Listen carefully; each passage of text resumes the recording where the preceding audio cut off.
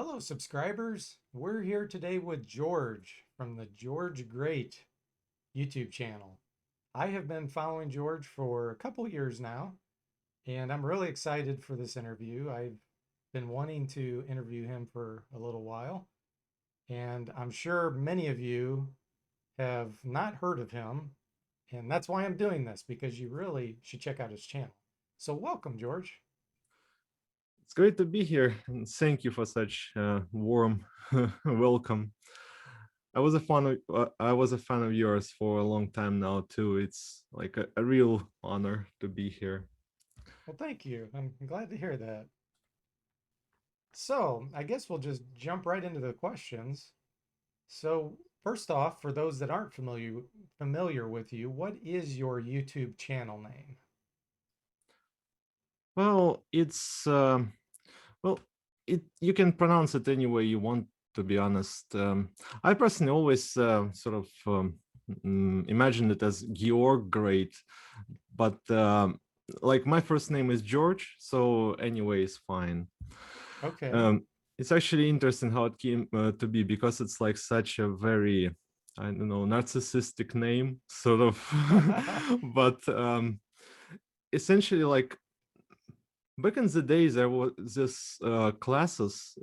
It's very strange. Like my father really was intent on me attending a class where they teach how to use PC and stuff. And so uh, one of the lessons will basically make an email address, like register on a website like Gmail, something, Yahoo.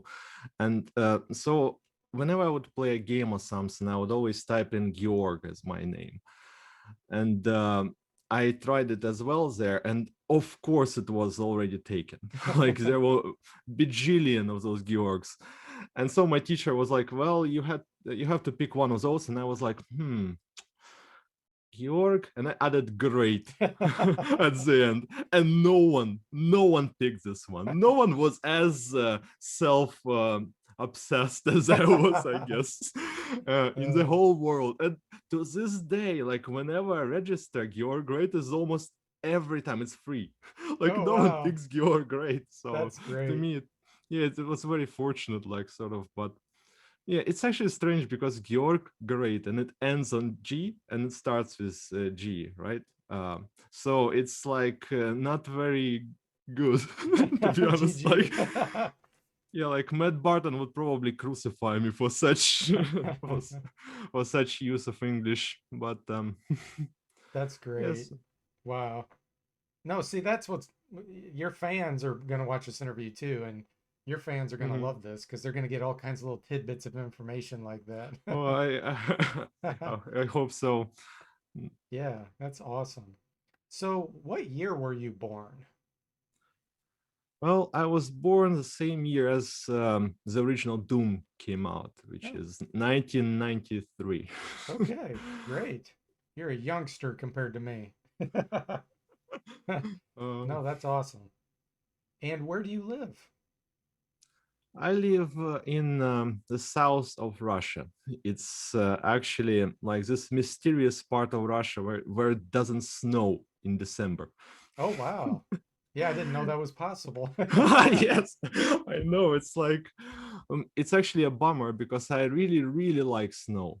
Basically, it was always like whenever sort of Christmas time, New Year, because like in Russia we don't really celebrate Christmas all that much. It's like all about New Year's Eve. So it's like everything that is associated. Because from what I've learned, it's in sort of Western, like English Mm. spoken countries, Christmas is more like family, and New Year's is more like friends and sort of parties. And is it right?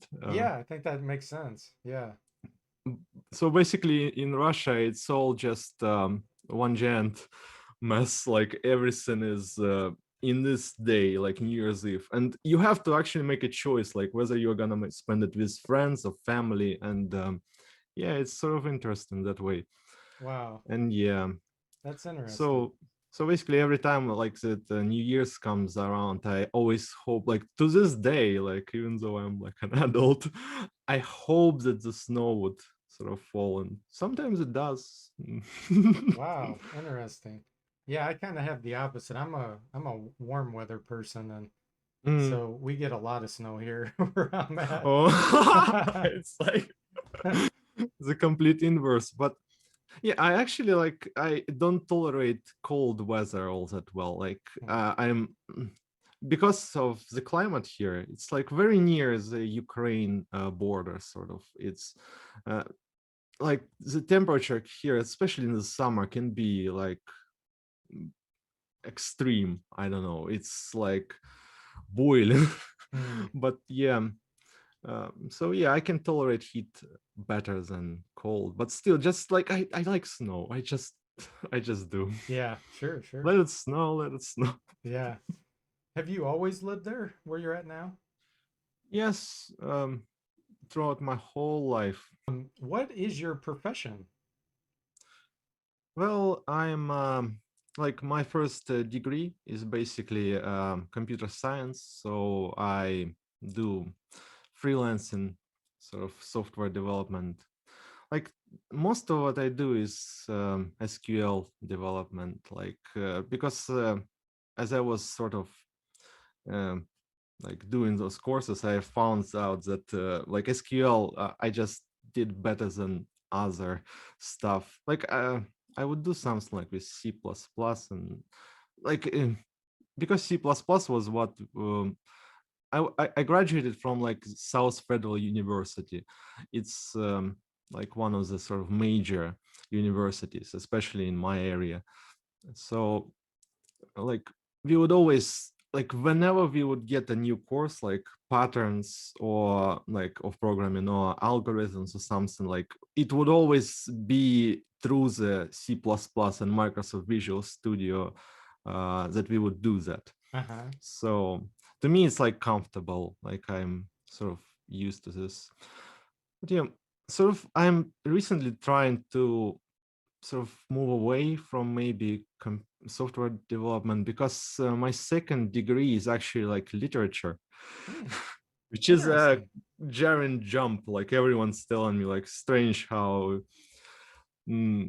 But I was always deeply passionate about literature and sort of, especially literary criticism. Sort of, it's like one of my just I love this stuff. I love sort of finding deeper meanings in works, like sort of deconstructing composition of a piece, like structure.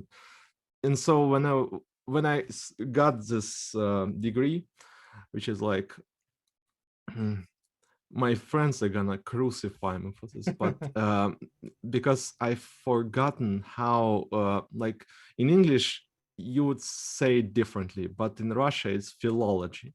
Hmm, It's basically a cross between literature and linguistics. So, and I've forgotten, like it's literary studies, literary criticism. I just forgot how it is in English, but like Tolkien and Nietzsche were philologists, sort of. uh-huh. So, Wow, that's interesting. mhm. Yeah, and I can tell just based on your channel, which we're going to get to next, how I don't know what word to use, poetic, but you have a lot of passion when you speak and you Oh, speak very thank you, well and thank you. you express a lot of creativity when you're doing your reviews. Thank So you. I It's can I can very. totally tell that. So yeah, let's go ahead and move on to that category. So tell us about your YouTube channel just in general, like when you opened it and what it basically is. So I started my YouTube channel in September of 2015, and essentially I'm doing those usually over half an hour long reviews of. Um, so far, I've been only doing like DOS games, sort of, or from the 80s and early 90s, and I'm sort of hoping that one day I would, because I would like to get to, I don't know, console games and maybe even more modern games. Like I have sort of a few scripts floating around for even like very recent games. But so basically, like those are very in-depth reviews, and maybe even analysis in some cases of those games, which I do through the usage of character. Sort of, I have those two characters, George and Seal, which is a talking seal. um, and basically, I'm like trying to structure a video in such a way that I would maybe reflect the game, not just audibly, like not just by saying what it's about and how it's structured, but like the video itself would sort of reflect some of the atmosphere of the video and some of the structure of the video. For example, like in my analysis of Secret of Monkey Island, I basically had two parts, which is like first is like had this blue light, sort of night atmosphere, which is reflective of the first sort of part of Secret of Monkey Island, which is on this Melee Island. There's and the second part is a sort of similar light to this one, like green and like daylight. It's some daylight that is reflective of jungle atmosphere somewhat. Yeah, and like usually I also do try to be spoiler free. Like that's one of my major concerns. Like if I don't have to, I would rather not spoil anything. Uh, I would not sacrifice criticism like or analysis for the sake of being spoiler free. For example, in Space Quest 2 recently, I just couldn't remain spoiler free. So I actually put a spoiler warning at Yeah. the beginning and sort of delve deep into the puzzle analysis. But yeah, it's surprising how, for example, it's like 2 hours of analysis of Secret of Monkey Island, and I actually didn't spoil all that much. I find like you can go ahead and almost all the puzzles in the game, if you were to watch the entirety of the video, you would probably still like get a very novel experience from Yeah. playing. That's true. Yeah. So yeah, for those that haven't seen any of George's content yet, the seal he was talking about is, can you describe what it is, like how you do that process? Because I'm not 100% sure how you even do that. Some people actually think it's like me in a costume, sort It of, seems like it but sometimes. it's actually it's basically a puppet, which I'm making out of pillows and blankets, and sort of I try to basically make it so it would seem like a silhouette of a person, somewhat, and I usually put a cord around the back of the head of the seal, and so I would just pull on this cord, um, sort of basically. At first, I would record, of course, the like the phrases of his, like the lines, and then I would sort of just repeat them on loop, and I would just rehearse the same line again and again, and so later I would come to this puppet, and I would just based on what I rehearsed, just would pull on him so that his like head bobbing would match Yeah. the lines being spoken. Yeah. And basically, yeah. And then later I would, in like post production, I would just try to remove the cord so it wouldn't be like seen or Wow. something. Wow, interesting. So there you go, guys. Now you know how he does it. Secret revealed. Awesome. Yeah. Yeah. Yeah, your videos are very, very creative reviews. You always give me ideas and thoughts of something that I didn't think of. Like you Mhm. you always come up with some perspective. It's like, wow, I didn't, you're absolutely right, but I didn't even think of that. Well, So that's like the highest praise to me. It's like so it means so much to me to hear no, it's that great. because No, you do a fantastic job. So yeah, if you, mm, for any of you guys that like my stuff, I think you're definitely gonna like George's as well. So make sure you head on over there after this interview if you haven't been there yeah, already. and if some of I know how they would not know about you, but if anyone who is watching me, like definitely check out more of DFortae's reviews. They are like excellent. Like a lot of people like my Wizard 7 review. So Hmm. definitely check out his. He also covered like 6 and 8 and 4th, I believe, which are all just excellent. I hope you one day cover all Wizardry games. Yeah, I It's plan like on it. Well, thank you, George. I appreciate that. But yeah, I do plan on it. I will cover. Actually, I'm only missing one through three. Yeah, one through three. I got to finish those, and then I'll have the so whole. you covered all David Bradley ones. Yeah, Uh, yep. I've oh, covered four through eight. Which strange. Hmm. is Actually didn't haven't seen the 5th one yet, so it's something to actually watch after we are done. yeah. No, I think a the fifth pleasant one. surprise. Yeah, the fifth one was actually the first one I reviewed, so it's one of my older ones. Some of my Hmm. old videos are, I don't know if cringe is the right word to use, but you know. I don't know. I like them. Like I've recently watched some like very early one, like Heroes of Might and Magic 2, Oh yeah, and it's I really like that one. It's like I know good. you also have this very relaxing sort of personality. Like when I watch these videos, it's like I'm just like comfortably chilling. I don't know what is the right word, but basically like yeah, it's very. Good. Cool. Well, thank you. But this is about you, not about me. I always tell the interviewees that if it starts becoming too much me talking, I'm gonna crop that out because people want to hear about you. No. It's like it's great. Okay, so the other interesting thing about the seal that you have in your videos is he seems quite sarcastic and he trolls you a lot. So Mhm. is that fun for you to create that dialogue and have this other character? Yeah, it's actually like I know I like self-deprecating humor a lot, which might come through in the video, which like especially because he is sort of like his face is very emotionless. So to me, it just makes sense that he would be sort of very, at least somewhat stoic, and so that he would have this dry humor to him.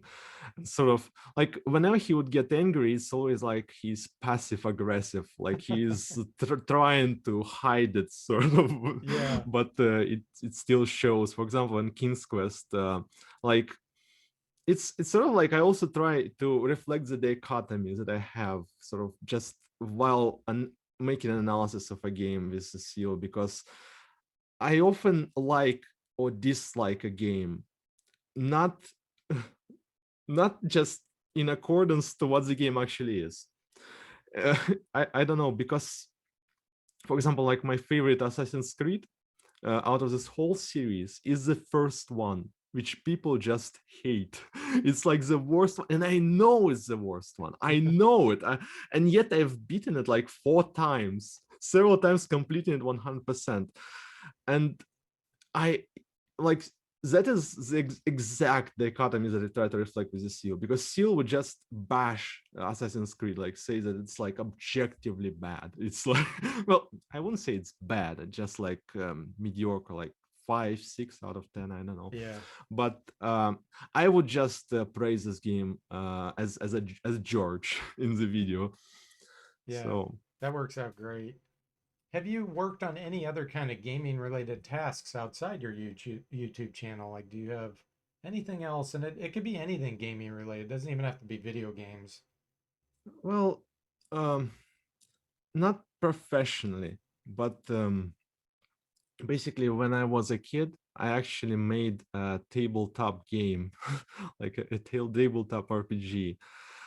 Spent a Nice. lot of time on it. It was like dedicated to Star Wars, and I basically put all the stuff that I would love. I put aliens in there, I put predators in there, I put like for some bizarre reason Onimusha, a game from PS2. Like it had those sort of there was this glove which was like I don't remember exactly what it was, but basically I would put that in there, like everything. It was a complete um, hot pot of just stuff that I would love from pop culture.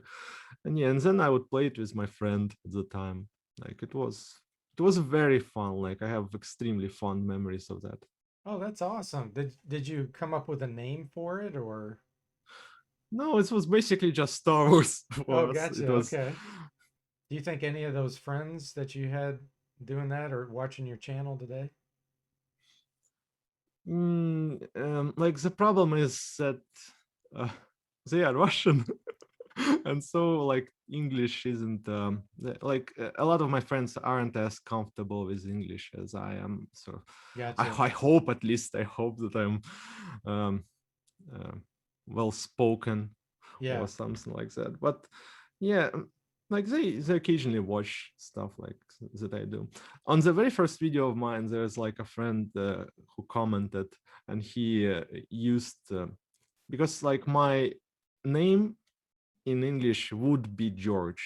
It's like it is indeed like George in English, but like in Russian, it's basically a Georgi, Oh, and okay. and the shortened version of it is Jora. And so Okay. he would write nice video, Jora. The videos that you have done on various games, are the games that you picked ones that you personally really enjoyed, or are some of them games that were like recommended to you to review? Mm. Yeah, it's actually it's like basically I decide to make a video on a game before I even play it, essentially. So for example, Wizardry 7, King's Quest, Alone in the Dark, Space, both Space Quest and all three Ultima, like all of those are blind. I actually like several of those I like the reason I picked them is because I had wanted to play them for a long time. And so I just think isn't it sort of beneficial for a review to be sort of very open-minded towards like have no prior experience with it sort of, so it would just maybe because there is no such thing as an objective review, of course, like it's always subjective, but like still there's some boon to covering a game with without any bias towards it. I would hope so, at least. Yeah, no, absolutely. Yeah, when I saw your Wizardry 7 review, which I think was one of your first videos, Yeah, it's the very first, like, yeah, I was very impressed because like I said, I know a lot about Wizardry 7 and mhm. you made me think of it in different ways that I never even considered. Wow, that's So, actually like, yeah. that's incredible to me. Yeah. Like, So if that's happening to me, then others are the same way that when they see your your videos, but they're also going to see some things that it's mhm. like, wow, that's But Wizard really is good 7 analysis. I never thought of it that way. Zero Seven is incredible, actually. Like I don't know. I still like it. It has been 5 years since I've covered it, and it's like Yeah. I still like recall it, and I actually want to go back and just make a separate video about the ending of Yeah. that game because it just impressed me so much. This Yeah. ending, I don't know, it just hit me really hard, and I know there are several endings. I know that I've got like the ending that is maybe bad because like Astral Domini is like Dark Savant takes Astral Domini from the party, and then it's just like they are defeated. The party is completely defeated. There's this somber music playing, and they are just flying away from this planet. And it's Yeah. like all this build up, like all this hero's journey that was leading up to the sort of defeat of the father figure, right? Like, and basically they were supposed to return from this other world with the boon, with the artifact, and it just didn't happen. It just stopped, sort of. And I don't know, to me, it's like so meaningful, especially considering how just the atmosphere you pointed out in your review as well, like the atmosphere is so moody, so sort of melancholy, and there's all this, I don't know, nihilistic undertones to the writings of this game. So it just came together in this ending, like how you think you're coming to something, to some sort of like revelation or catharsis, and it just like, no, there are always a bigger fish, there are always bigger fish in the ponds, and this Dark Savant, he's just like, incredibly more powerful than you. Like you have no way of defeating. You thought you defeated him because there was this illusion. You remember, like there was this boss battle with him where you defeat him, and it turns out to be illusion. Like it's not really him, and Yeah. he's like, "No, actually, I just want you to bring me the astral domina. Yeah. And then it's revealed that he actually has a plan of his own, like to make those sort of Superman to like liberate. I actually wrote about this in my WordPress sort of analysis, written analysis, but there's like, I'm trying to remember, like he tries to sort of make Superman as he, that's exactly how it is spelled, like not Superman but Yeah. Superman, Yeah. and overthrows like make people that would be like gods in the universe essentially. And like what I really like is because this planet that you're on, it has a religion. Like all the races that are native to the planet of Israel 7, they sort of praise this god that came down to this planet back in the past. And actually, like there was religious warfare based on how they sort of interpret his appearance. And you learn that this god is basically just some traveler, just some space travel, just Yeah. some dude. Basically, he's not a god. He's just some dude that stumbled on this planet, left some artifacts that Helazoid is their name, I believe. I can't remember. Like, you know, the race that they have this city of invisible walls.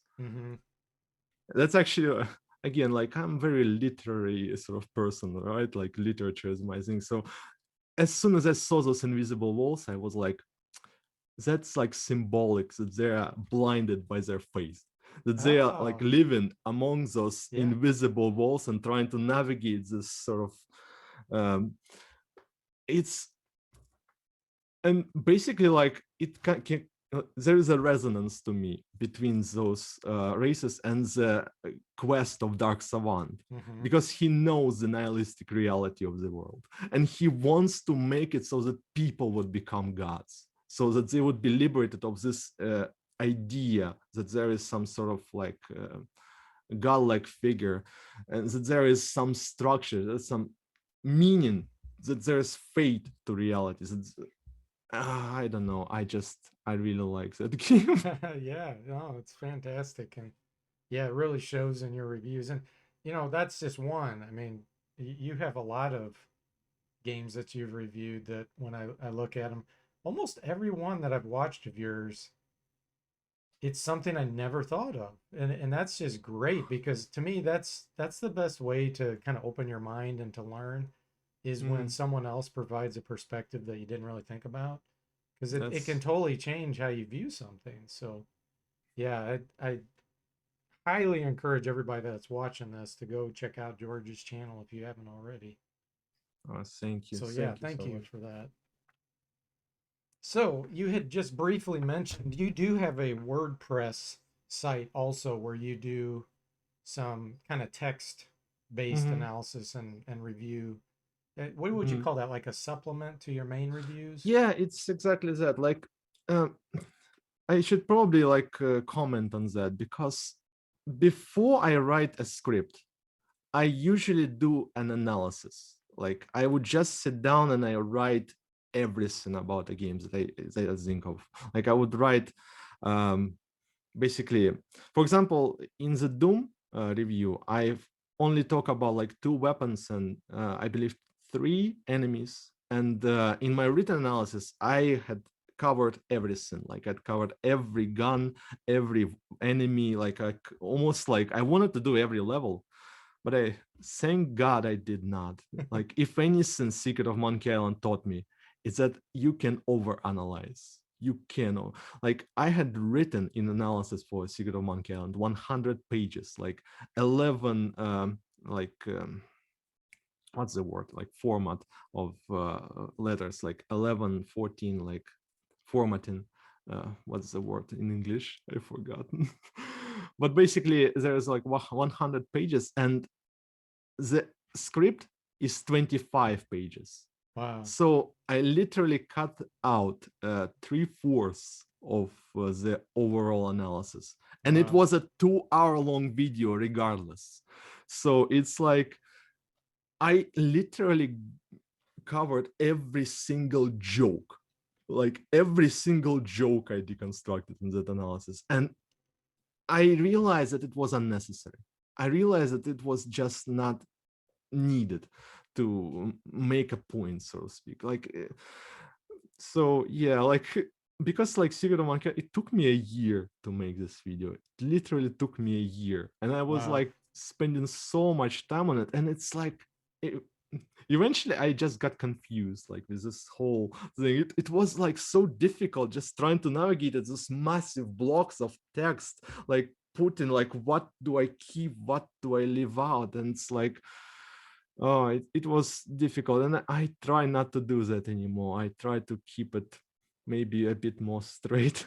Yeah. But yeah, and so those analysis that I make originally prior to making a script, I want to put them on WordPress, and unfortunately I've only done that for 5 of my original videos. I haven't put the rest on yet because it's still like takes some time. It's like you have to format everything, like spell check, like you have to think about like maybe this isn't worded properly, maybe this like goes too long. Also I really like putting pictures Hmm. along with the wording, sort of. I I had grown up with magazines, like computer gaming magazines. Oh They yeah. were a big part of my childhood, and so like to me, those pictures they Hmm. speak volumes. Like it's just so like you know, there's part of nostalgia. I Hmm. guess there is some nostalgia in just me making those articles that sort of remind me of my both childhood and teenage years, basically. Yeah. Like I was reading those magazines up until 2012, I would say. Hmm. And in 2013, for some reason, like YouTube just replaced completely like magazines. And also like coincidentally, like my favorite magazines that I had read just shut down. Like mm, is this the proper word to use? I don't know. But it was there were no more of Yeah. this magazine, Yeah. and so it just coincidentally happens that I just started watching a lot of YouTube, and so Do you plan on continuing your current YouTube channel the same way you're doing it now, or do you have any other future plans or any other things you would like to kind of get into gaming related? yeah, I overall yes, overall it's definitely gonna be like those big character driven reviews, like in depth sort of. It's definitely gonna be the same. Like I am going to cover the entirety of the Space Quest and Ultima series. That's that I'm adamant about it. It's like I just want I just want it to happen, sort of. And but for example, I've been recently thinking about just doing some maybe some just game design in general related topics. I don't know, like for example, I a lot in my videos use the words immersion, atmosphere, and engagement, and those can be sort of controversial. Like there there is a sort of a unifying thing that like everyone sort of can tell the difference between immersion and atmosphere, but still it's very helpful to just point out what you like as a reviewer, as a critic, sort of mean by that, so that people would know what you mean when you say immersion. So I Yeah. just think it would be sort of helpful to do something like that, and maybe Yeah. other topics as well. Cool. Have you ever thought of doing like live streaming or anything like that, or is that not your thing? Yeah, it's like I've been thinking about it, but um, I don't know. Like at least for now, I'm comfortable with doing pre-recorded stuff, sort of. Sure, sure. No, that's why I was asking. Some people like Mhm. it, some people hate it, and some people are indifferent. So I was just curious if, Yeah, I mean, you do like great. live streams. Like it's really cool. Like you've been doing like Wizard 8 balanced mode, right? Yes, It's yes. uh because like Wizard 8 is it like better like the balanced mode than the original game? Would you say? Well, I'm kind of biased since I'm the one that made it. um, Oh so wow! yeah, the I balance didn't. mod is my attempt at trying to make the game more fair because I've played it enough times to kind of know what's Hmm. imbalanced in the game and overpowered. So that's what I'm trying to address with it. That's really great. Like you like keep you are doing God's work essentially. I don't know about that, but I appreciate that. But yeah, I there's a lot of fans, and I kind of wanted to do the same thing for Wizardry 6 and 7, to be honest, Mhm, because that whole trilogy is fantastic. mhm. And so this tool that this guy made, I think his alias is the Mad God. He made this tool, Cosmic Forge Editor. Yeah, there is a lot of godly stuff in our Yeah, interview. yeah. And that tool is fantastic, and it can modify 6, 7, and 8. So I really do want to go back because all three Mhm, of those games, I know you have a lot of experience with 7. I'm not sure about mhm. 6 or 8, but a lot of Yeah, I those have games, you some know with that 8. there's certain things in it that would could be Mhm. improved, just Yeah, yeah, definitely. so I'd like to go back and just tweak all of those. And in fact, I was trying to think of a way where I could write something to allow you to import your characters back from 8 to 6 because you can only go Oh, from 6, 7 to 8. I'd like uh-huh. it where you could just keep recycling them. You could go from That's eight cool. back to 6, kind of play it reverse, or maybe from 8 to 7 to 6. That's- That'd be kind of interesting. By the way, can I ask like it really like it may be a strange question, but how did you get this character to 143rd level in Wizardry 7? Oh, and Like Wizardry 7, uh, yeah, like I don't it's know how you did that. yeah, it's not easy. Yeah, it can be done. But yeah, Oh my god, it's it's like a lot of time I invested. can imagine. I Yeah, can yeah, imagine. It's yeah. yeah, it's When I first played Wizardry 6, it took me over a year to beat that. yeah, Literally a year because I I can didn't imagine. use any clues or tips, and Mm, it took ages. And by the time I beat it, I think the party was like level 70 or 80. And that was mhm, with not even really trying to earn that, just because it took that long to figure out how to get through it all and do everything. And just the mhm. random encounters, Yeah, just it's I completely understand. It's like Wizard 7 as well. I played a lot of it without looking up clues, but there were moments. I can't remember exactly because it was like 5 years ago, but yeah. I I remember like looking up some stuff. Yes. Yeah, And 7, I mhm, was not able to beat 7 without some hints. I had to have mhm. some hints on that one. And Yeah, it's 6, I could. 6 was easier as far as puzzles and those kinds of things. mhm, And then 8's even easier with puzzles. But yeah, mhm. 7, oh man, Yeah. some of those areas. What's the oldest memory you have related to some kind of game? So basically, I would say that it's like my first introduction to the world of games was my uncle. Like I'm currently sort of for a long time we lived in the same sort of apartment. There were like basically this our whole family is like living together. Like in Russia, it's not like looked down upon as much as in sort of America or like Britain. Like sort of here, it's still sort of like preferred if you were to move out, but everyone understands that it's sometimes just too difficult to do. And so like my uncle was living in this same sort of apartment. He unfortunately passed away like 2 years ago, Hmm. and sort of like he was the reason I think love games so much, because as a kid, like I didn't have a lot of friends. It just sort of happens that way. Like I didn't have too many like people in my area. Like for some reason, like I was very sort of outgoing as a kid, but I just didn't seem to make a lot of connections sort of with friends.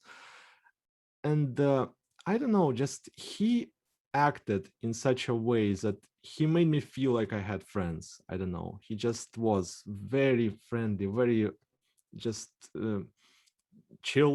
I don't know. He didn't like yell. He didn't like put me down, like sort of like, oh, you little kid. And so he had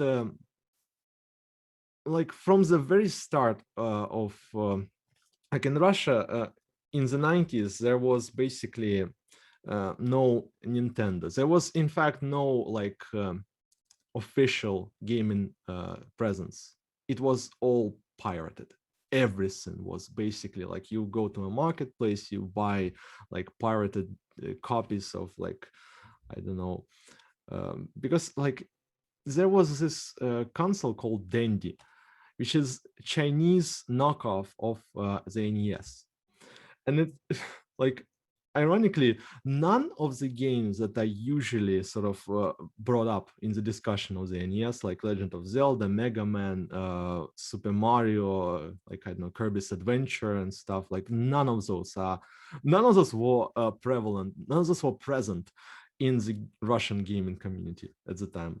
So he basically, as soon as this dandy was like appeared at the marketplace, he bought it and it changed his life essentially. He was a pilot, and so he would basically do two things. He would either fly a plane like or play video games Wow. at home. Cool. And as he was playing video games, I would be there just watching or playing with him. Like occasionally, like that's like the weird thing because like I didn't really mind watching. Like I didn't really want to play when I was with him. Like he would like play Diablo, for example, which was a game that changed his life, like on a PlayStation. Like, you know, there is like this version on the PlayStation of Diablo port, which is actually a good port, I think. Like, I remember playing it, it was fine. It's, in fact, you know, when I gotten a PC and I played Diablo 2, uh, I was actually really surprised that you had to use mouse to control the character, because on the PlayStation you basically just maneuver the character itself with directional buttons. Mhm. And so my earliest memory is him playing Diablo and me just sitting there and watching, and there's this butcher character that comes out and he yells fresh meat, right? And I I was so shocked by that because there was like no like I know that there's like Kane, he's speaking, like there are other characters speaking, but I just happened to miss that. I just Yeah. happened to come into my uncle's place when he was just playing like slaying monsters, so I didn't know the game could talk. I didn't know Yeah. that it could talk, and especially like this is such a sort of threatening Hmm. moment, and it's like opens up and there's all this blood and gore in this room and this character just runs at it, and I was like, wow, that's that's unexpected. Yeah. I might have actually hidden behind the sofa as I was like That's well. My next question was, do you have any funny or interesting gaming related experiences? But that kind of qualifies as being funny. Anything else? Any funny gaming things you can remember? well, hmm, like it's sort of even related to my channel, because you know my profile picture, like this image when I'm looking up as JC Denton, like it's basically an homage to Uh-huh. the cover of Deus Ex, which is like one of my favorite games. And basically how this photograph came into being is a very sort of interesting story in itself, at least I would hope so. basically, you know how whenever sort of a class is graduating from school, they would have this album, so to uh, have memories of the class, or they would have all these pictures taken with plaque underneath saying like the name of like the person. So you would just go through this album and just reminisce Uh-huh. about your school. Unfortunately for my peers, teacher, uh, when she was announcing that we are going to make an album, a school album, she said you can put anything you want in the plaque, anything you want. And I was like, that is a perfect opportunity for me to express my personality. Nice.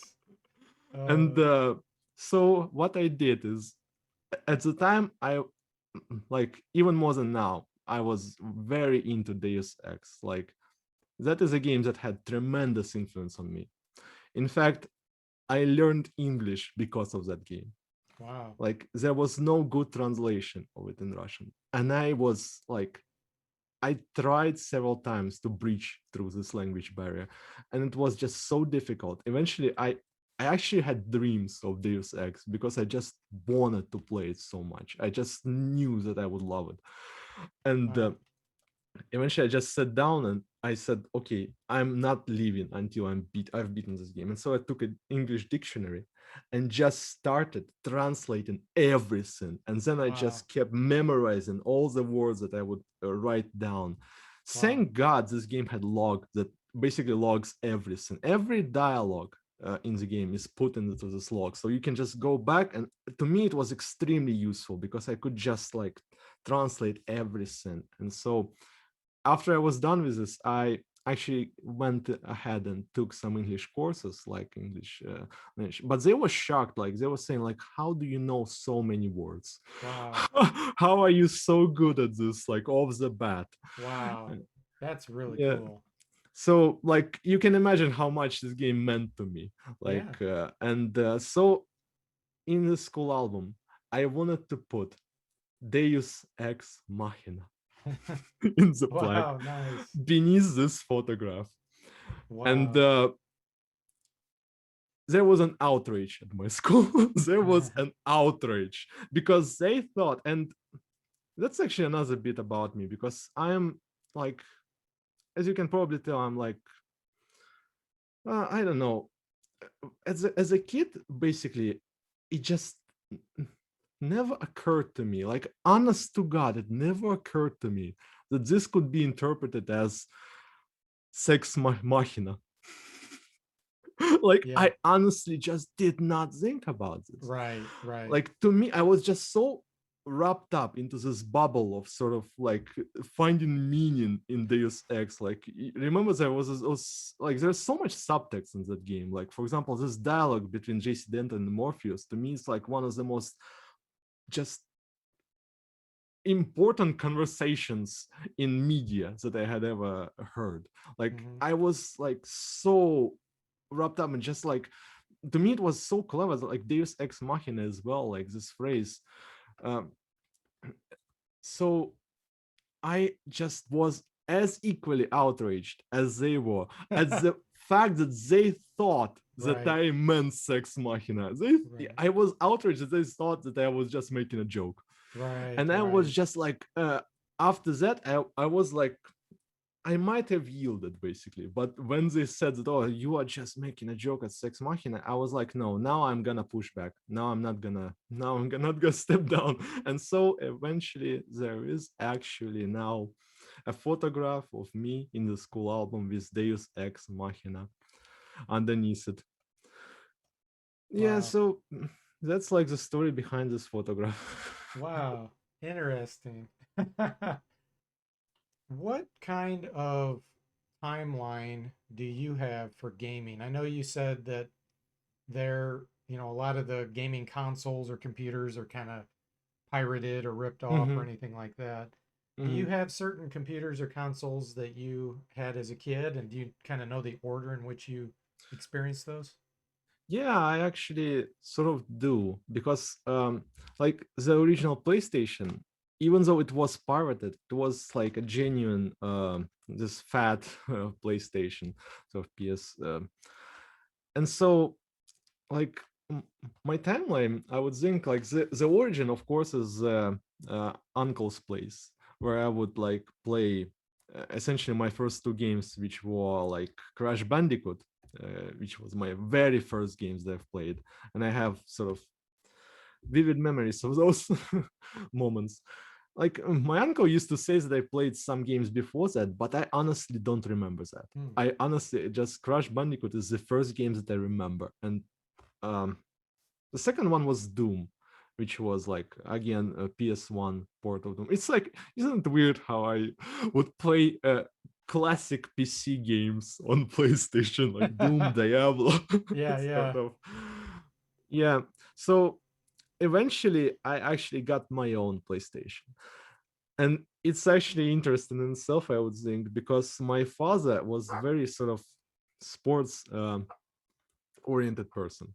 He was he was not a professional athlete, but he just was obsessed with sports, like all kinds of sports.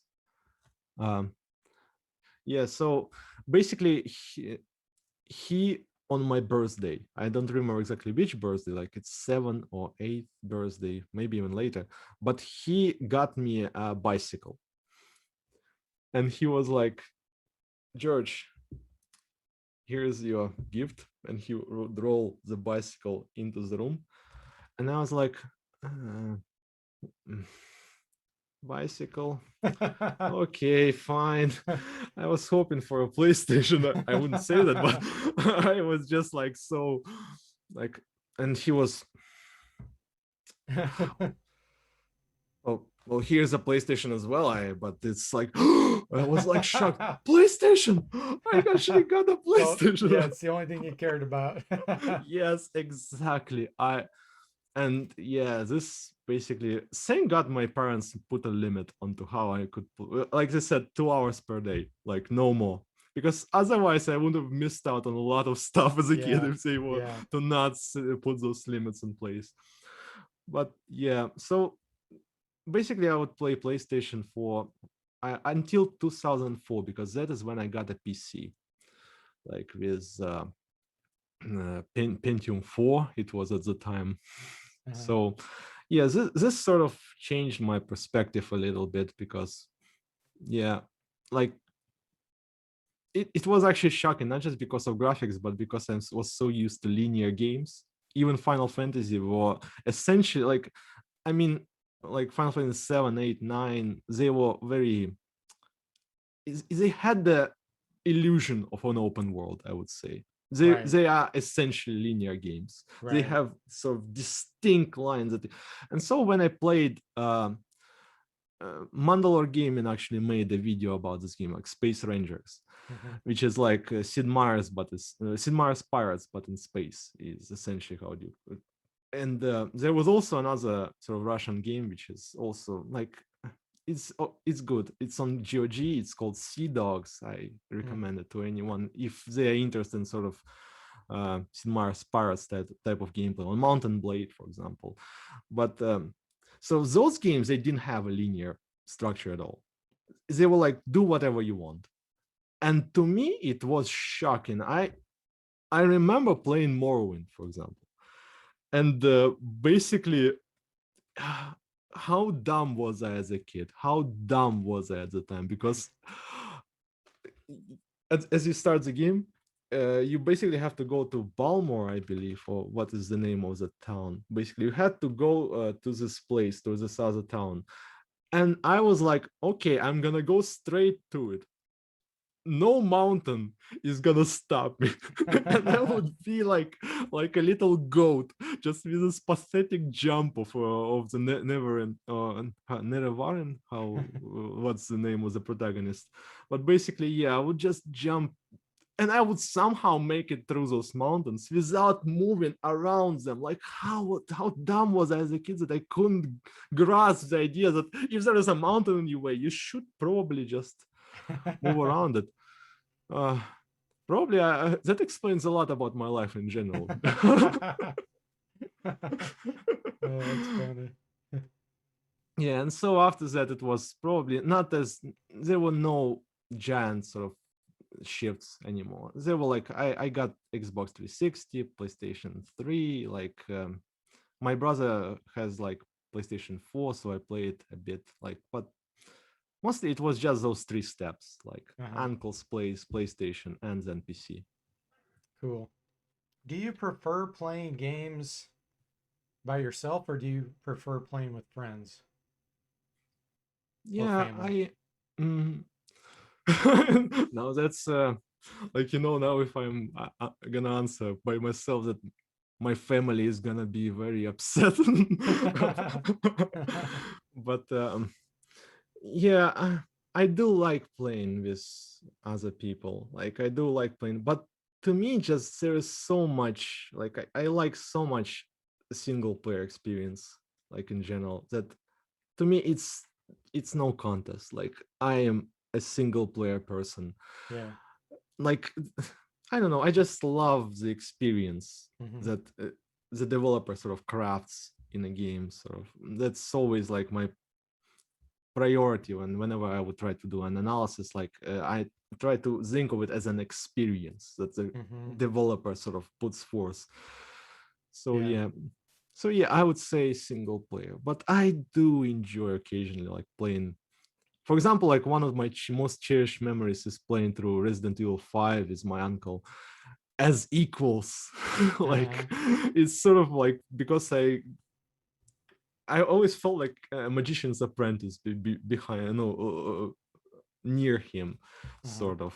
And so when we would play Resident Evil 5 and we would just be side by side, like uh, doing inventory management and stuff, it just felt very meaningful to me. And considering that it was the only game that we've played together, like because now he is passed away, so it's like forever gonna remain this special moment in my life.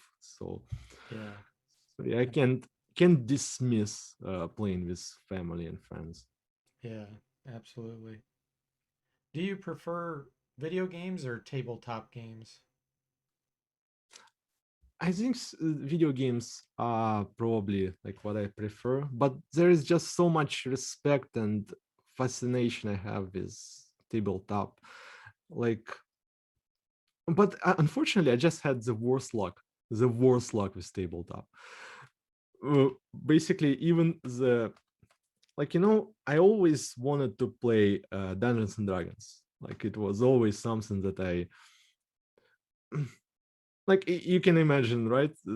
Like I grown up surrounded with all this knowledge about Dungeons and Dragons. Of like I played Baldur's Gate 2, I played like I know Neverwinter Nights, all those games that were either directly inspired, like directly like set in the Forgotten Realms, or just inspired by them. Like the entirety of video games is essentially descendant from the Gary Gygax's magnum opus.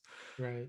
Doom is what like Catacomb 3D was basically ID Software, Romero and Carmack. They were trying to do the sort of more fun version of dungeon crawling, Uh-huh. essentially. So not just RPGs, but shooters Yeah. were they came out of Dungeons and Dragons. Like Quake, for example, originally was intended to be like completely different thing. It's like a reference to their play of Dungeons and Dragons, like Quake itself. And like, by the way, if anyone hasn't read, like, I highly recommend the book Masters of Doom. Mm. Basically, it's like such a wonderful book. I don't know. I have a very soft spot for biographies, like biographical stuff of developers, and this is like one of the best that I've read.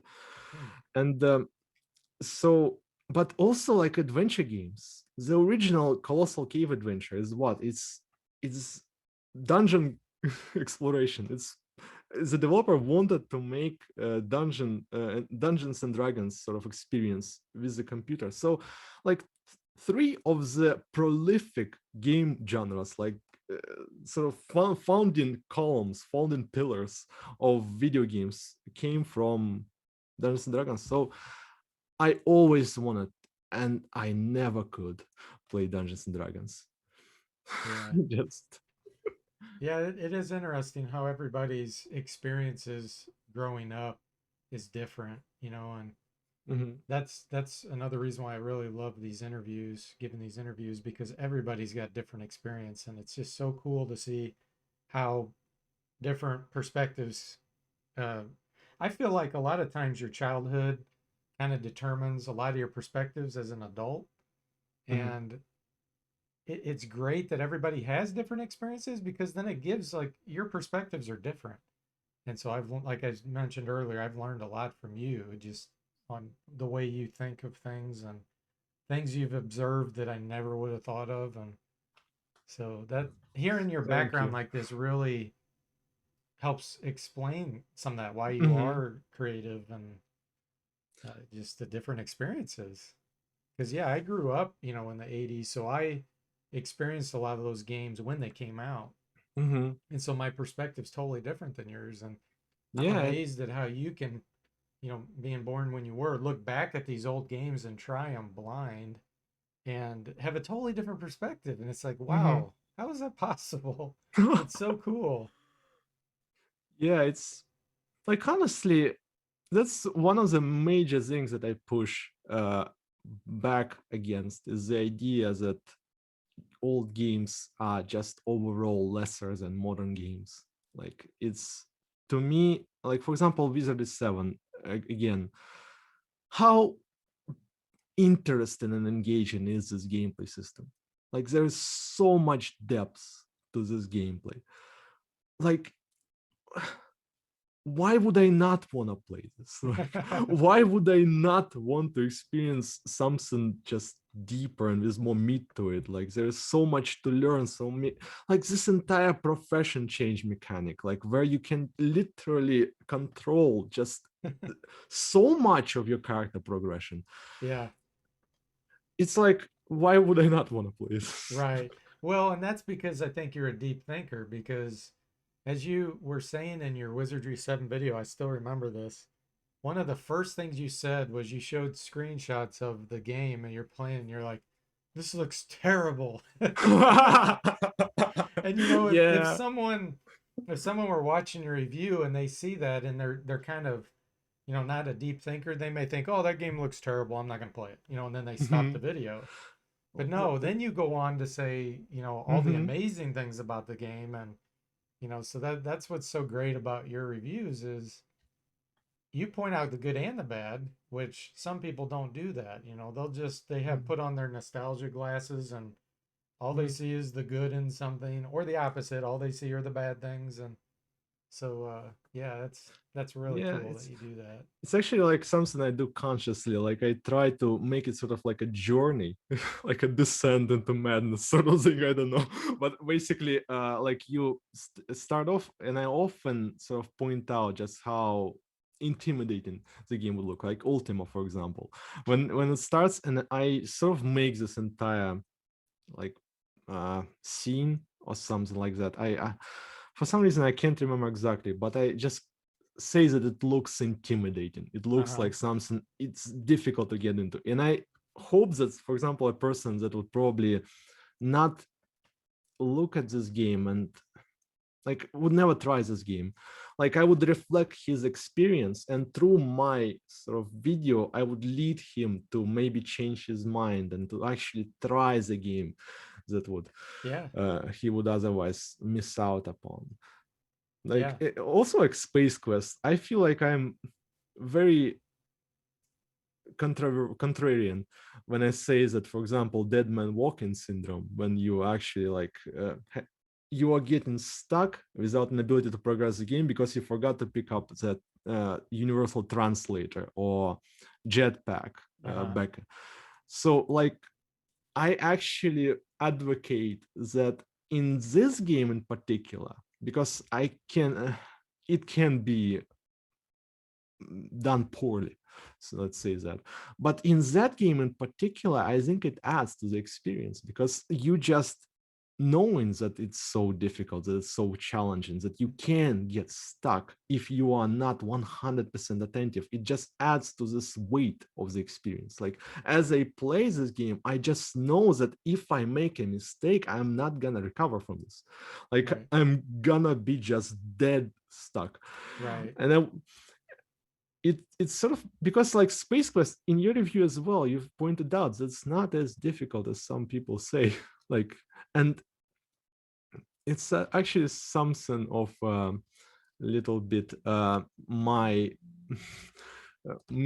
sort of I throw dust in the viewer's eyes in my videos because I do not uh, sort of point out that it's not as difficult as people say, like Space Quest, because I want the person who plays Space Quest to actually think it's difficult Yeah. because it will add to his satisfaction of completing it.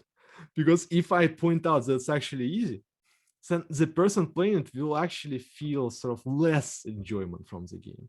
So like it's actually like again my ideology sort of towards making videos. If a game, for example, has a bad like ending, like it's just very dissatisfying ending, Yeah. I would rather not say that because a bad ending is one thing. Like you play through a great game and has a bad ending, and it just like this one moment, a little bit like spoils the experience. But Right. Right. if you know that the bad ending is coming, Right. if you the entirety of a game, you're gonna have this feeling inside of you that like the game is great, but there's bad ending coming. Yeah. So it's like gonna alter the experience. So I would rather just not say, if the game has a great ending, I will say that. I will like point out that the ending, oh my god, Wizard 7, brilliant, Yeah. brilliant. But yeah. So you've kind of already touched on it, but what do you consider your favorite genre of games? Is it Mm, CRPGs or is it adventure? oh, that's a 50-50 split. 50-50? Yeah. Yeah, but I would also say that it's not just CRPGs, it's just JRPGs as well. Like Okay. I like JRPGs a lot. Uh, like it's so also different just because JRPGs also have this. For example, Shin Megami Tensei Nocturne, like it has extremely sort of deep and intricate gameplay system that to me like is equally as fascinating as something like Wizardry 7, for example. And like again, I don't know, from my experience, it's like JRPGs, maybe they're easier to make or something, I don't know, but they usually have a higher degree of quality. Just in terms of like they're not as ambitious as Uh-huh. CRPGs, so sort of as Western RPGs. But what they do is like there's always, well, not always, but for example, there's this great presentation. There's those compositions by, I don't know, Isanori Mitsudo or Nobuo Uematsu, like which are timeless essentially. Well, like Western RPGs also have like Mark Morgan. Uh, like is that his name? Like he made music for Fallout, Planescape Torment. Uh, like great music. Like Fallout has such amazing ambience. And like Planescape Torment's music, I often just re-listen to because, like, especially the Smoldering Corpse Bar, whatever its name was, like, I just have it uh, as a music track, so I don't remember the name exactly. But Yeah. there is like a bar in Planescape, and there is this music, and I love that track so much. I listen to it often. Yeah, and so again, like it all depends on the game Mm-hmm. essentially. Like Chrono Trigger as well, it's very non-linear, sort of in a way. Well, not extremely, but there are so many endings. There are so many like various ways to approach. And for example, Final Fantasy VI, like it has the entire second act of the game is essentially you doing whatever you want in this open world. You have all those different characters, and you can either just as a quest. It's basically like a side quest. You can Uh-huh. just go ahead and do this, or you can just go straight to the Kefka's tower and just finish the game. So, and then there is like Anachronox by Tom Hall, which is like a very JRPG. It's essentially a JRPG, Yeah. sort of. Yeah, and recently, like games like Lisa the Painful or Undertale, like they are mostly inspired by JRPGs, even though they are Western. I Mm-hmm. don't know. Basically, it's all such a like. So to me, it's like RPGs as a whole, like a genre that I very Yeah. much prefer. A lot of the games that you have reviewed, um, from your perspective, especially knowing your age, they're retro, a lot of them. Do you prefer retro games over newer games, or do you really not have a preference? I often sort of think about that, and if I'm being honest, I probably do prefer retro games. If I'm being totally honest, because like even in like 2007, 2008, like 2007 is one of the greatest years for video games. Like there are so many great titles coming out, and the game that most impressed me was Another World. Like it's, for some reason, like I picked it up.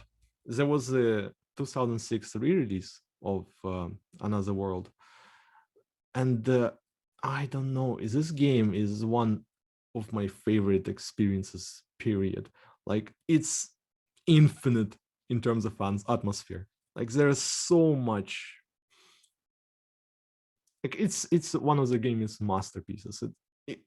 It's rightfully called so, basically, is what I'm saying. If it can impress a person that in 2007, as after he played like Crisis, Bioshock, Assassin's Creed, like, and he goes ahead and plays a 1990 game and is so impressed by it, then it's timeless. It's Yeah. not gonna age anymore.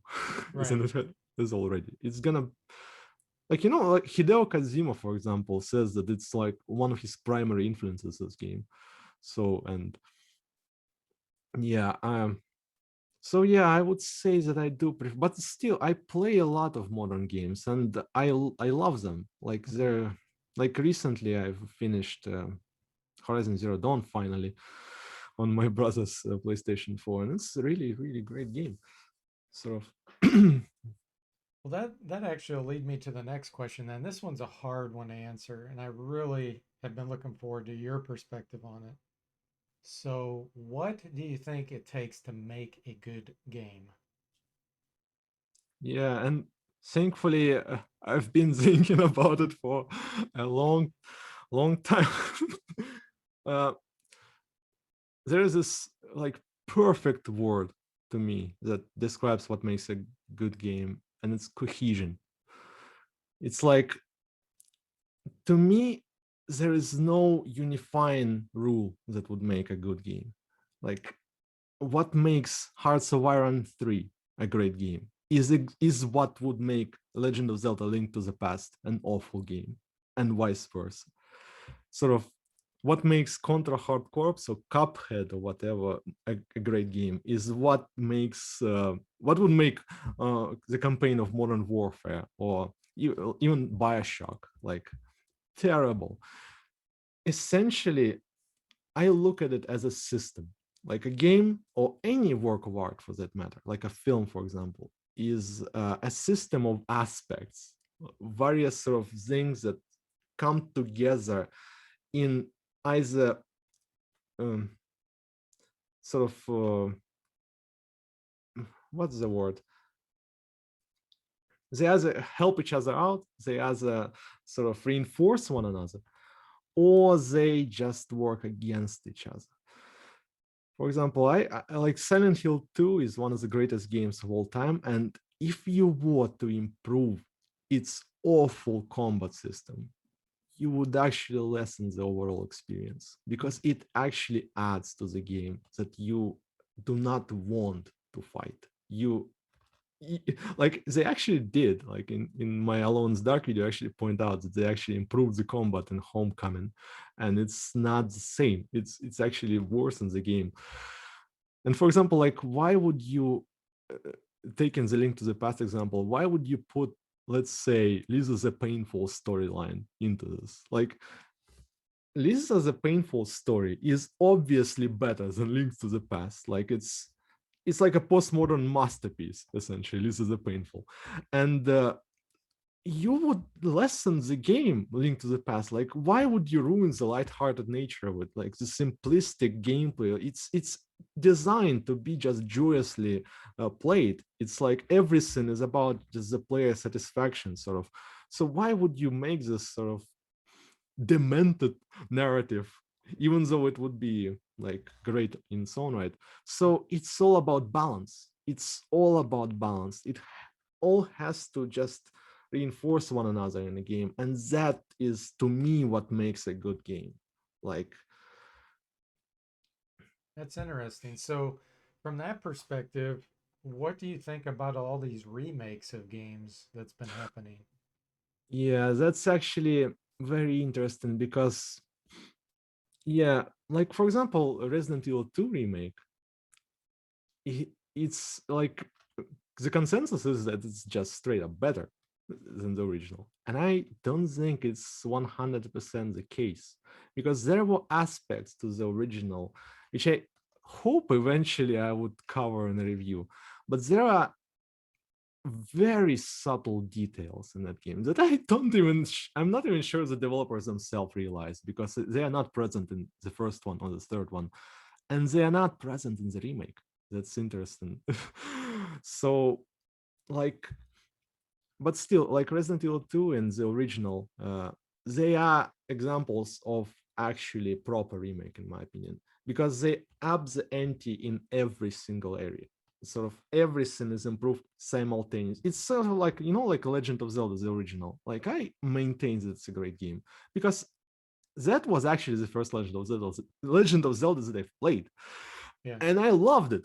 I loved it. I was so happy to play this game, even though it's like what 40 years old. I don't know. Yeah. I'm sorry, but basically, Link to the Past is literally an improvement in every area simultaneously. The graphics are a step up, the music is a step up, the gameplay sort of overall, like there's more items, there is more just I don't know, depth, Uh-huh. I would say. Sort of the world is more interesting, and so that is why it works, because it is a step up in every area, so the balance is maintained. Hmm. But the original is still a distinct experience, even though it's similar, but like the original is not negated by the Link to the Past. I get you. So to me, like a remake, even if it's done great, it would be an entirely different game, like Hmm. completely different game. It's like, but I welcome whatever the games they make. If it's a remake, if it's just a completely new property, if it's a sequel, which gaming has provided some of the greatest games like Doom to Thief to, I don't know, Space Quest to maybe Fallout to, basically there are so many just greats, Donkey Kong Country to, I don't know, like I can go on for a long time, but like sequels are great. Uh-huh. Um, Even though people say, "Oh, we like new properties," I don't know. I like I like I like quality. I like when a game is just, because oftentimes an original comes out and it's just imperfect. For example, I would argue that, well, no, it's for example, now, let's say like Donkey Kong Country 1. I actually don't think it's that great a game. I think it's very good. It's very good, but I think Donkey Kong Country 2, it just improves on it so much that if it didn't came into existence, this sequel, then I think we would miss out, because this potential has never been realized if not for that game. So Gotcha. yeah, it's so yeah, I'm all for remakes, but again, it's not gonna replace the original, maybe. Yeah, totally understand. Yeah, I had you probably have never played the Bard's Tale series, right? I played the 2003 or whatever Okay. was it, that funny one, The that funny one. funny, Yeah, the everybody calls funny that the weird funny one. one. The crazy cousin Bard's Tale. Yeah, Yeah. because there had been a remake of the Bard's Tale lately, and I played the originals, all three, and then I Hmm. played the remake, Hmm. ages later. And like you're saying, the experience is totally different. Like Yeah. it's the game, the concept, the story, that's all the same, but the way they did things is just makes the experience totally different. The original Bard's Tale, Yeah. there's no auto mapper. You had to Hmm. literally before clue books, we had to write it down on graph paper and figure out these dungeons because there's Hmm. darkness and all this thing. So your Yeah. experience was totally different because now in the remake I love. It's fantastic. It has an auto mapper. It keeps the original artwork. They just kind of redid it so it's the same kind of theme, but it feels totally different. Yeah, And so exactly. the problem I have is, and I don't know if this is true for all remakes, but I feel like because of the auto mapper, it makes my life easier. I don't Hmm. have to do the graph paper. But then I think to myself, do I care? Do I miss out? You know, Hmm. I don't feel like at this point, since I've played so many games, that I want to go back and do the graph paper thing, you Yeah, know? yeah. I like the I auto can map. totally get. So then it's like, what about someone today that plays the remake first? They'll Mm, probably never want to do the other way because it's so much more work and it's so much harder. And yeah. That's what I thought about the XCOM remake. Like the XCOM remake is excellent, but I don't know. It feels like the, it's like they cut out so much of the original that like I don't know. It's I'm glad that both exists, and yeah, I think you do too for Bard's Tale, like because the original's still there. Like yeah, if I'm being honest, I will play Bard's Tale at some point because I love those old RPGs because like I actually have like a printed image of Bard's Tale, like this Wasteland one uh huh. because it just. But I would play the original. I would. I just want to have this The experience, sort of. experience, yeah. Do you feel like some games you only really have to experience one time and then Hmm. you don't really need that experience again? Almost like going on a vacation, sometimes you go on Mm-hmm. a vacation, you had a wonderful time, but you may never go back there again. Yeah. Yeah. I sort of do. For example, like there was this game like a walking simulator called Esther, and essentially this is a one-time only game, I would say, because like it's like one of those examples where I actually wrote two separate analyses on the game. Like I write a lot of those sort of. I Whenever I play a game, I would just write my thoughts on it for future use, maybe, or I just like sort of express my thoughts in some form. And basically that game, I had played it and I thought it was terrible. I thought it was like an incohesive mess, and then I went online, read the script, like for the lines that you would eventually like. Essentially, it's a game where you are stranded on an island and you just go around, look at all the scenery, and whenever you look at something, there would be a narration. Uh, and this narration tells a story of I don't remember exactly, like basically some sort of a tragedy that occurred in this person's life. And it's told from a perspective of several different people. And it's never established who is speaking because the voice is always the same. Hmm. And so obviously it's incomprehensible. It just is very strange. But then I started thinking about it, and it's like, it's it's an experience that is reflective more so of the person playing than of the actual character. Hmm. It's interesting because when you hear those disjointed yet somehow comprehensive on some level Hmm. lines, you start to piece it all together in your own way. Some lines you'll hear, some you'll miss out. And so to me, I started coming up with this sort of vision of what this story is. And I realized at the end that I basically done an analysis of myself, that I was looking in the mirror as I was Wow. playing, because there was nothing of that sort in the game. It was just me. It was just me projecting my maybe insecurities, maybe some just ideas that are floating around in my head. And I hated that. That's Wow. interesting. Like, as I played this game, at the end, I wrote an analysis in which I said that this game was horrible. So when I looked into this mirror, I I disliked it. Oh, wow. And it speaks volumes. So the game overall turned out to be like actually great in a way. Wow. So, and this is not an experience that I can recreate. If I play it again, I will, it will never occur again. Right. Wow. That's interesting. That's pretty deep. Well, that's what you get when you're talking to a major of literature. That's right. And computer science. You got both. Oh yeah, that's Wow. Okay, on a scale of 1 to 10, 1 being not much, 10 being an extreme amount, how much do you think nostalgia improves someone's experience when they're playing a game? well. I would say like if you put it that way, right? How much it improves?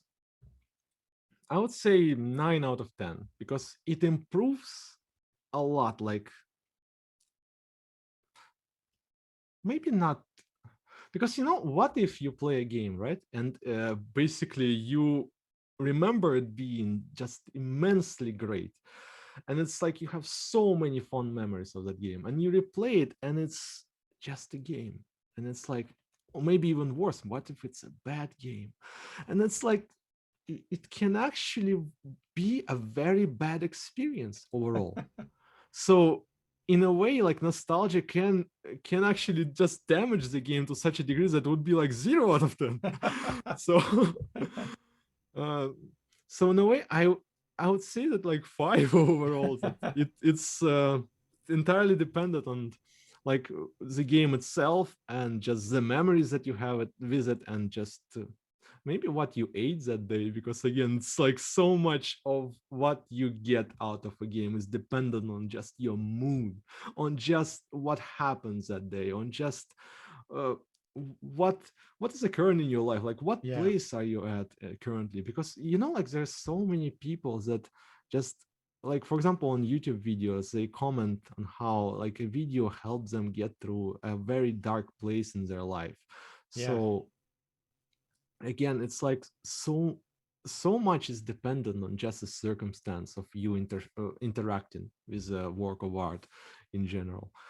And yeah, but like nostalgia to me personally, like because I value sort of criticism and I try to sort of look objectively as much as, like, again, it's not possible, but as a strive it's valuable, as a strive towards objectivity it's very valuable. And so to me nostalgia is sort of like a thing I have to fight against. Yes. i sort of I sort of have to, for example, I am in the process of working on a Fallout 1 review, sort of for like I want to just cover it very in depth. Sort of, I want to play it like several times to get the full picture. Although the more I play it, the more I realize it's not like there is not that much depth to it. But that's besides the point. The point being, there is hardly any games that I would have as much nostalgia as Fallout 1, because it's like there's so many memories associated with the game. Like how Legend of Zelda, Mario, Metroid are some of the just prime examples of games that everyone knows, right? Right. Everyone knows those games. In Russia, it's not the case. In Russia, everyone knows Fallout. in Russia, everyone knows Heroes of Might and Magic 3. Like Oh, Heroes of Might and Magic 3 is such a prominent game. You would hardly find a PC wow. in a workplace or at school that would not have Heroes of Might and Magic 3. It's like such a part of just gaming culture that everyone knows it. And ironically, like no one knows Metroid. No one knows. Like that's actually part of why I said like The Legend of Zelda 1 was the first one that I've played. It was because I actually like never had any experience with it prior to when I was starting to do like getting into retro gaming. So like Yeah. I started from the bottom, from the very first one, like Legend of Zelda, then Wow. I skipped Link's Awakening, which is something I regret. I regret because Link's Awakening is great. I recently played it and it's actually a really, really good one. But Cool. yeah, When you do your reviews, do you keep in mind the year it was released? Like, does that influence your analysis at all? Or are you looking at it from the perspective of today? Like, if someone plays this game today, what's their experience going to be like? yeah, it's the second one definitely because like like in my videos I would point out because for example King's Quest, it is impressive. It's for the time it's incredible. Like I can imagine myself playing it and being just enamored with it. But I always like every time I do a review, even when I think to myself, like I always think from the point of today. Oftentimes, like it's almost like because I want, like when you did an interview with Matt Barton, like you talked about how like Mona Lisa of video games, right? Like Right. this games that will stand the test of time, that will be forever, that will be talked about even 50 years from now. And like I to me it's like a strong belief and passion of mine that video games are a true art form, and so that those old masterpieces that will stand the test of time. And that is actually what I'm just trying to decipher essentially, like which ones will be sort of just equally as powerful later on as they were back then. And like for example, I would say that if like I play Space Quest 2, right? A year ago, and it impressed me so much. I don't think it's gonna date more than that. I don't think like in 40 years it's gonna be more dated than it is today. I would say it will remain like, we still watch Charlie Chaplin, we still watch Buster Keaton, we Right. still watch like those old like German expressionist film like Dr. Caligari, Metropolis. I love those films actually. Like I like films are a passion of mine. Yeah. Sort of. Yeah, and so I would say that those would be those like Charlie Chaplin movies and stuff, like those Space Quest games, those Quest for Glory games, even like maybe in King's Quest games, because who knows, like maybe I'm wrong. Maybe I'm wrong that this is like not as great a game as some others. Because like well, let's not go into a tangent on that one, but just King's Quest has so much. Yeah. It has so much, like this entire structure of this open world where there are various points of interest, all those objects spread around, all those puzzles spread around. There is infinite variety of permutations that a Yeah. player can experience the game in. Sort of, Right. and the game accommodates for it because there are several solutions to each puzzle. Sort of, there is so much. So the experience can be drastically different for various players that would experience this game. Yeah. Sort of, and that's what I wanted from King's Quest 2, actually. I hoped they would take this concept and improve upon it, but then it added this door, this door that basically established a linear progression Right. where you had to do the puzzles in a certain order. And it just, even though to my mind, it's still a better game overall because it just like, I don't know, it just, to me, it had more logic to it. Like, for example, just the very fact that it had a feedback this time around. Like look around when you type and it actually comments on what is occurring on screen, because it was the bane of my existence in the original. When this 4-leaf clover, I had no idea you had to pick it up. I had no idea. Yeah, And, that's yeah. funny. Mhm. So, do you personally have any favorite game developers, whether Well, designers or who's that guy? yeah. Um, yeah, I personally love Richard Garriott because of he was the first sort of personality I've learned about. Like it just from my own experience. Like he was the first genuine eccentric personalities that I read the biography of, and it just fascinated me that such a guy existed. Yeah. Like in my original Ultima review, I actually sort of went through the sort of highlights of what sort of fascinated me with this person. And the same goes for like John Romero, like the entire ID software gang. Like it's like so fascinating to me, those person like Peter Molyneux, for example, as well. Like people give him like people his reputation finally caught up with him, essentially. Like he was a liar all his life and everyone loved him regardless, and now they are finally like, wait a second, he was lying the whole time. He was just winging it. He was winging his whole career.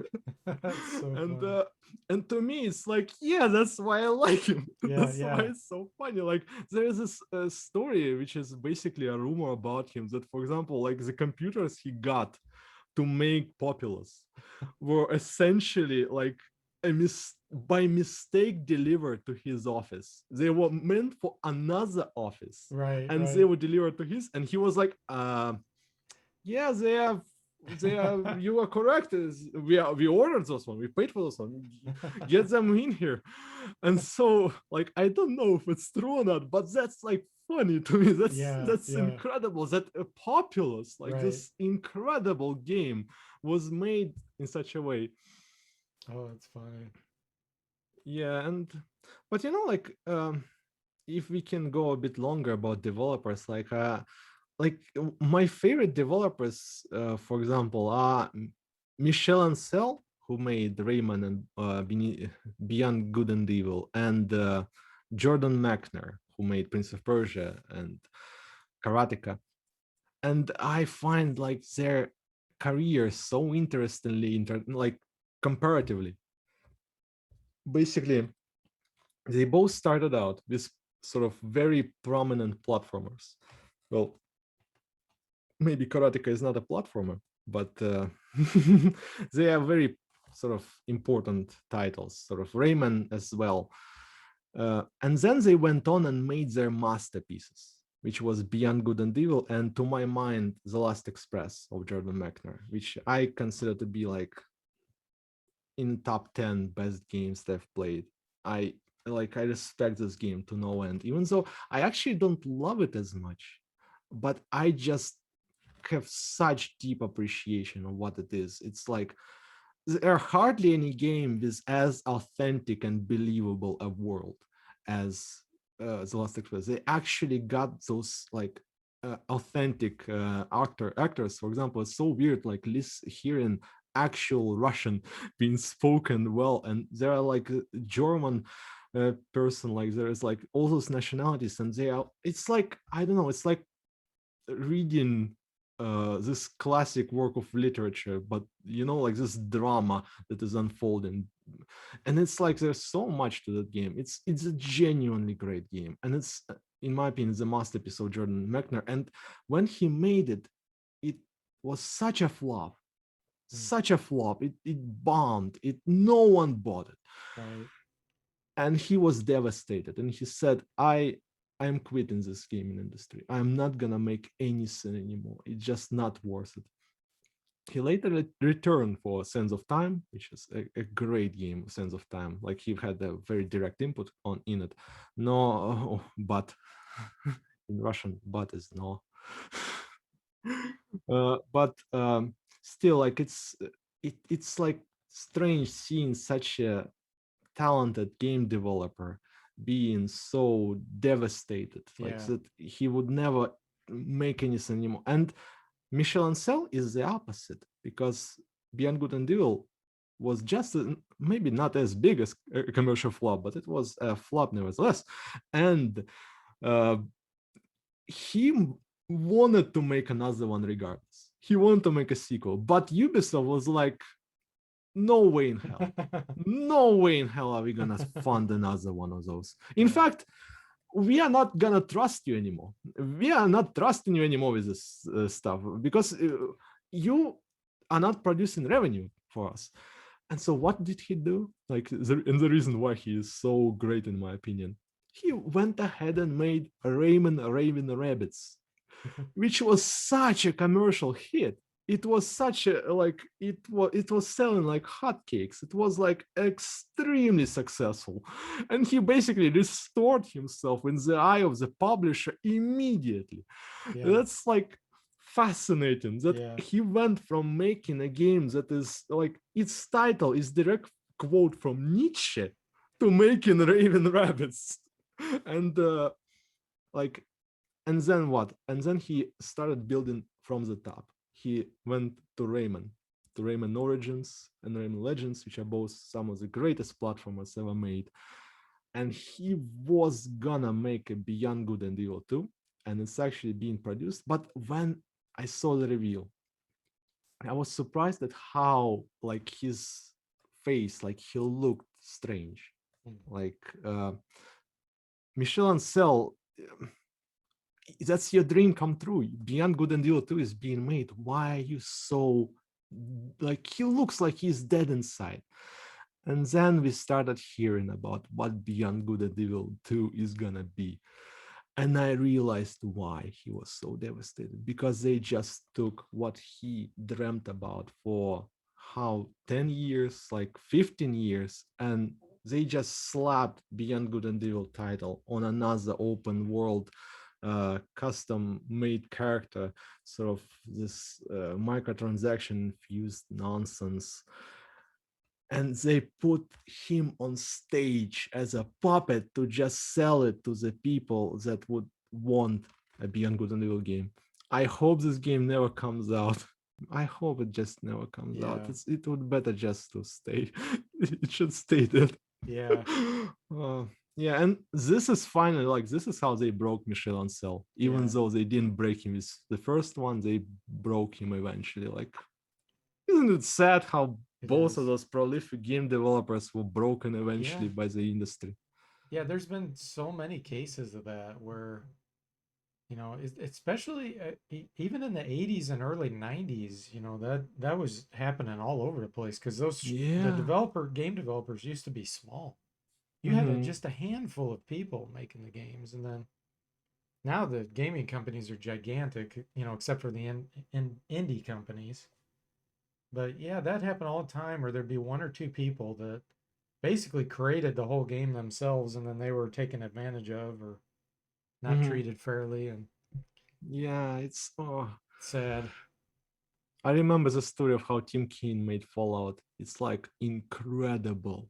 It's Yeah. incredible. He was literally just staying overtime with no pay, just making this game, and they still wanted to cancel it. And he would like stand on his knees, begging not to cancel what Yeah. he had passionately worked on. Like, and it actually, it's weird. Like, it's weird.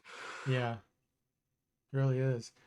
So that's a good time to flip over to this question. So what do you think about independent game developers today? Like with Kickstarter and Yeah. crowdfunding and all that? Is Mhm. that exciting that there's more and more independent game developers starting? Yeah, it definitely is. It definitely is. It's sort of like I would say I do prefer, like, of course, indie developers to the major studios. But like the problem is that in the 90s, as you pointed out, there was like, and in the 80s as well, like there was a small studios and they had to combat the publisher. Sort of, it's a dynamic that is missing now. Sort of this conflict of interest that would produce something that would probably not either of those on their own, like the big publisher and the indie developer, they would not produce something like, I don't know, the aforementioned Fallout. Like it's sort of this dynamic. It adds so much to my mind to the gaming industry, and it's completely missing. There's this like complete opposition. Like you either go in AAA or you either go in indie.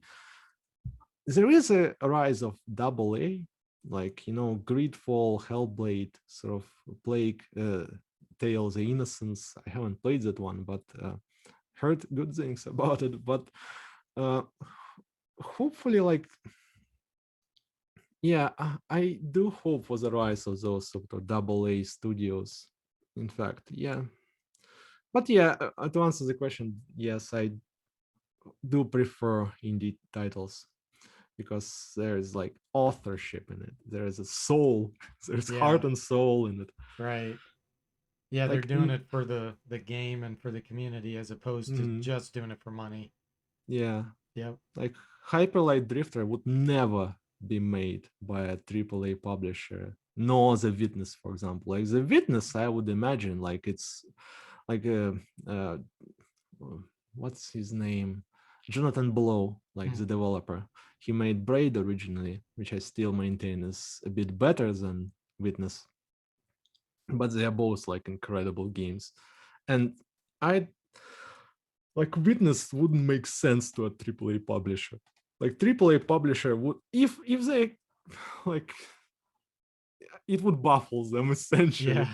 Like if Beyond Good and Evil didn't sell back in 2003, Yeah. then The Witness, how on earth would it sell? But Yeah. from what I hear, it's actually like not that bad. It didn't do bad in terms of sales, did it? Like The Witness, like it was actually like fairly decent. I don't know. I actually hadn't looked into it, in terms of how it did, but Mm-hmm.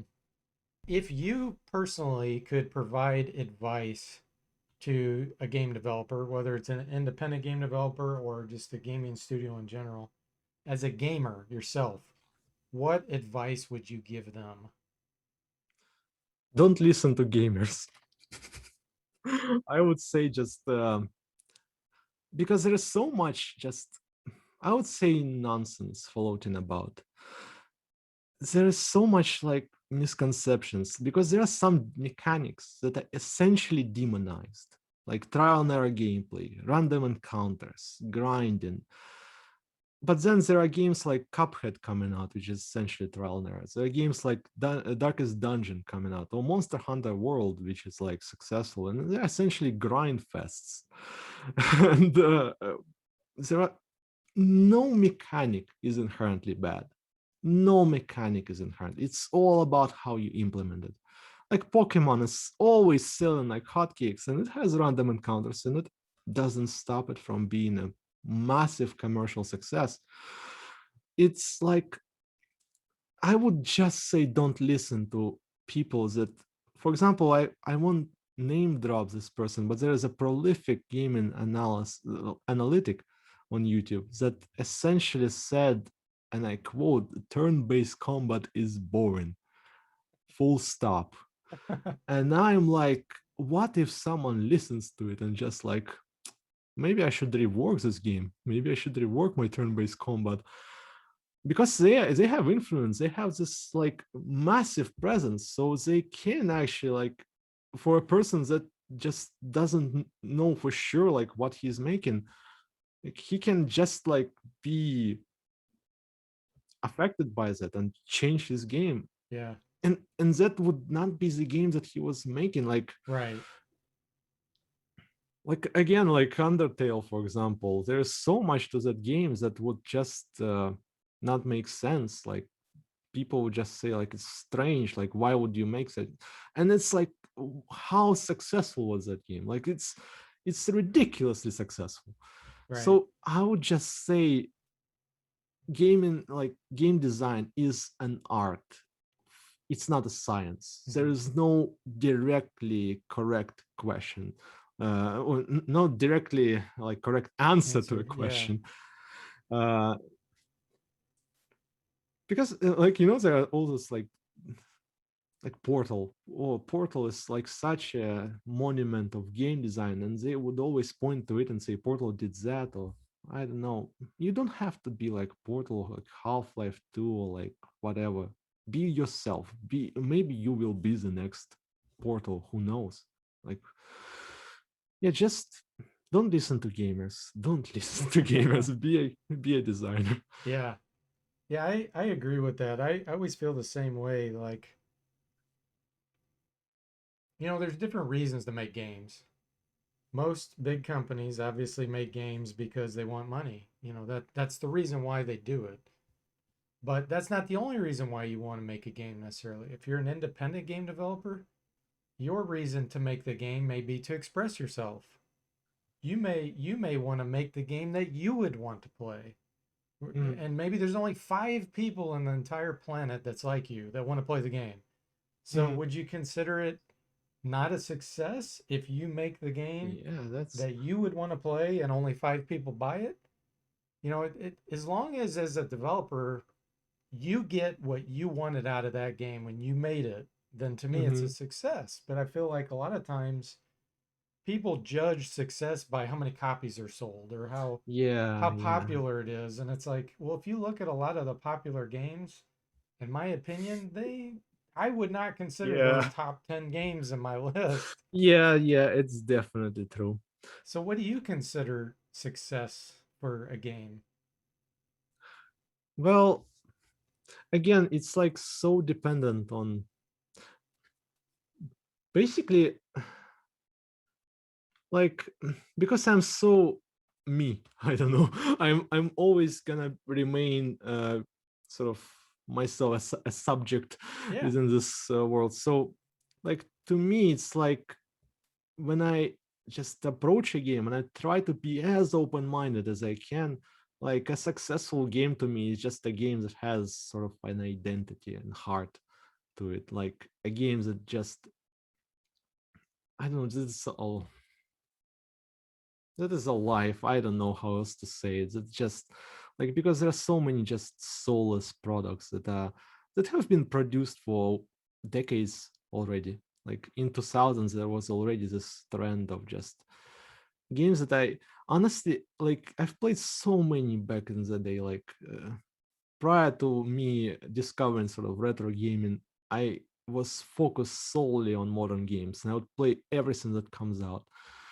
And there was just so many games that are just I can't even remember them. I can't even remember them. And yeah, so success is,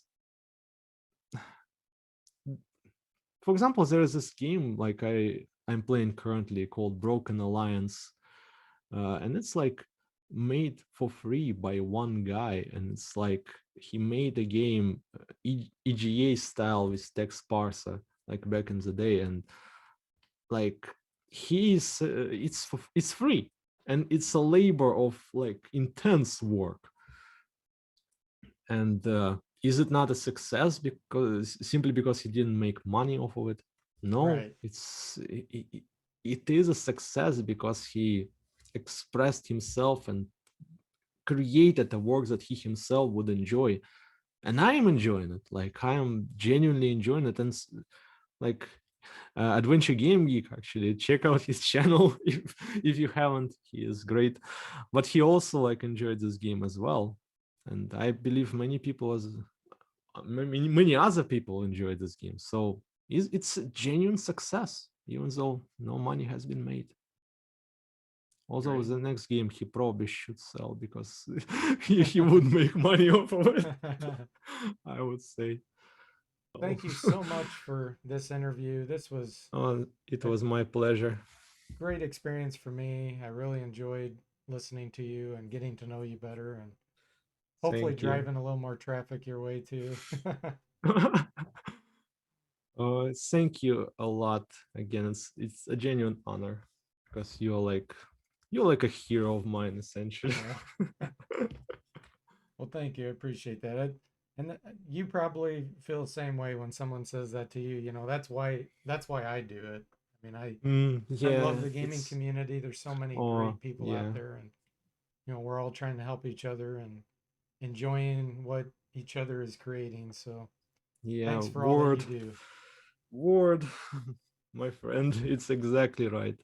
Like I I'm so happy for the subscribers that I have. Like these are some of the nicest, like genuine. Like it's so strange to me that people are interested in that stuff because I had no way of just expressing this until I've started sort of going online and just putting this out there. In it's like it helped me so much. Just yeah, I'm thankful for that.